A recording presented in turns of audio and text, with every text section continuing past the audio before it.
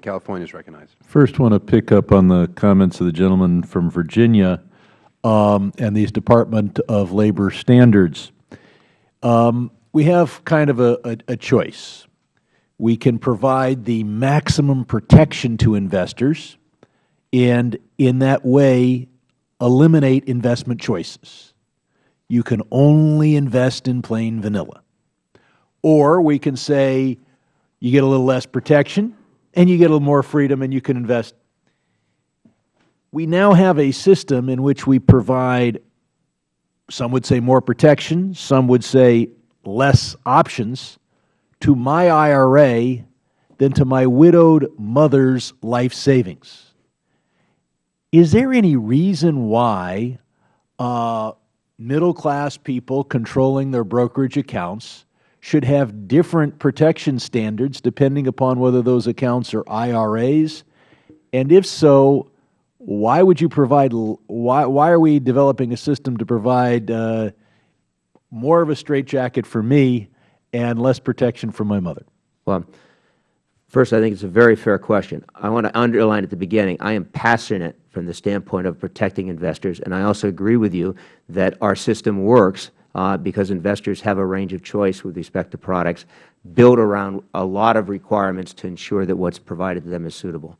I do agree with, I think, your central premise. I think any of us, when we go about investing, don't think about investing with respect to tax advantage accounts differently than we think with respect to our other investments. And I think that a proper environment that properly protects investors, builds the right level of disclosure, requires the right focus on, with respect to the industry in managing their conflicts and ensuring those conflicts don't result in recommendations that harm investors, should look across products. And that's why I have tried to say that I believe the right direction forward here, with great confidence in Chair White, is for the SEC to look and reach its determinations as Dodd-Frank provided the capability across all products. I would hope that the agency that could provide the same level of logical protection and or options to both the IRA account and the widow's savings would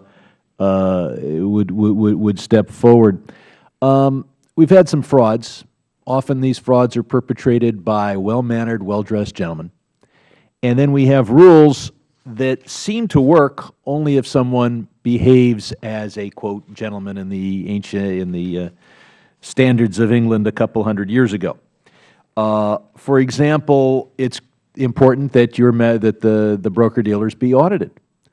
Do you make sure when you get the audit report that it was actually signed by the auditor by contacting the auditor, or do you just need a good inkjet printer to forge the stationery? And then second, do you make sure that the auditor is large enough to handle that size client? If that had been done, of course, Madoff never would have gotten away with it. Do you take those two very elementary steps? It would be unnecessary if everybody behaved like a gentleman or a lady.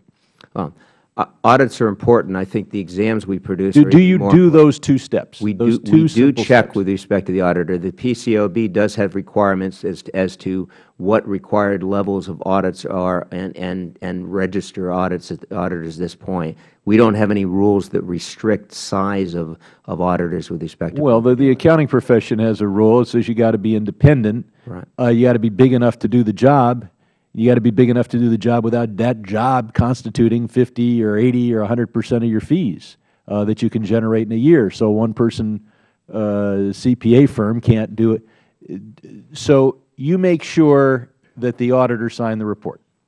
You don't just look at the piece of paper and think that's good enough. No, we don't go back to each auditor. You don't bother because you trust everybody. If I can clarify, the PCAOB has a regular oversight coming out of Dodd-Frank with respect to all auditors. Yes, but they don't make sure that the report was actually signed by the auditor. Just all you need to do is steal a piece of stationery. Well, it shouldn't be that tough if your name is Madoff. But let me also ask you, you've got this broker check system. Yes. You got a lot of people. You're asking them about their bankruptcy, possible bankruptcies, criminal convictions, et cetera. When I've got a tenant, I can spend $50 and use a commercial service to make sure that the person reporting to me is telling me about bankruptcies, unlawful detainers, criminal. Do you use that, or is it just, or do you just count on the broker to tell you about these matters? No, we do both. The Commission has now approved a rule that requires additional broker checks by the broker at the time that an employee comes in.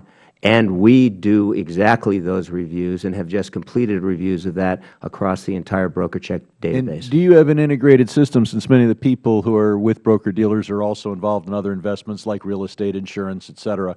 Do you have a centralized system of all those who have been disciplined by the various state regulatory bodies that deal with real estate agents, insurance agents, et cetera? Those disciplinary reports are required to be reported as part of the U4. We'd love to have a unified system, but we don't have the jurisdiction to do that. Well, I mean, do you contact each state and get the data?